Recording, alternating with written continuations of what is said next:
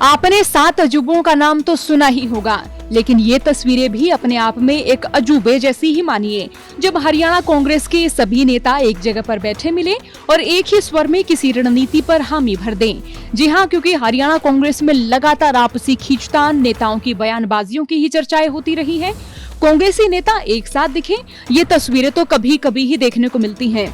अब हुआ यूं कि दिल्ली में राहुल गांधी की यात्रा को लेकर पार्टी नेताओं की अहम बैठक बुलाई गई। बैठक में पूर्व सीएम और नेता प्रतिपक्ष भूपेंद्र सिंह हुड्डा, प्रदेश अध्यक्ष चौधरी उदय भान, सभी कार्यकारी अध्यक्ष, पूर्व प्रदेश अध्यक्षा कुमारी सैलजा, राज्यसभा सांसद दीपेंद्र हुड्डा, किरण चौधरी समेत सभी विधायक और पार्टी के वरिष्ठ नेता मौजूद रहे। लेकिन रणदीप सुरजेवाला इस बैठक में शामिल नहीं हुए।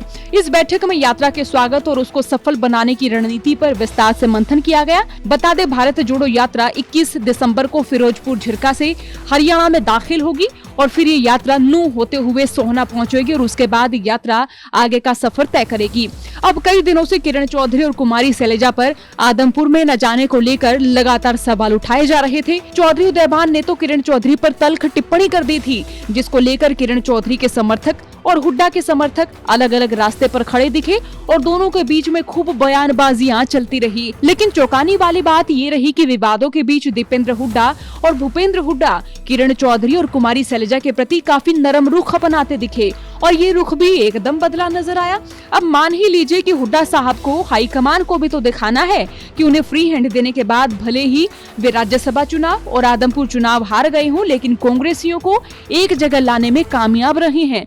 अब इसे मजबूरी कहें या फिर हुड्डा साहब का यू टर्न, लेकिन इस बीच मौके की नजाकत को देखते हुए किरण चौधरी और कुमारी सैलजा ने भी हुड्डा के साथ चलने को हरी झंडी दे ही दी।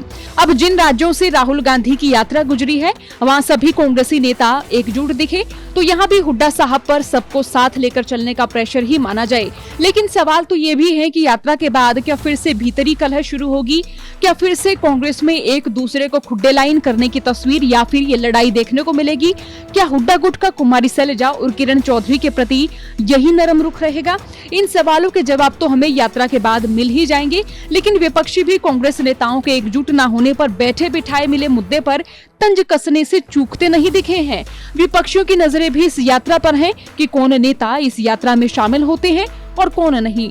अब इस पर तंज कसने का इंतजार भी विपक्षी नेताओं को हो ही रहा होगा। अब देखना होगा कि हुड्डा गुट के साथ और भूपेंद्र हुड्डा, दीपेंद्र हुड्डा के साथ भी सैलजा और किरण की कदम ताल कब रुकती है, या फिर ये कदम ताल और ये रुख ऐसे ही जारी रहेगा। आपका क्या सोचना है? राय जरूर रखें। साथ ही चौकड़ तक की खबरों के लिए बने रहिए हरियाणा तक के साथ।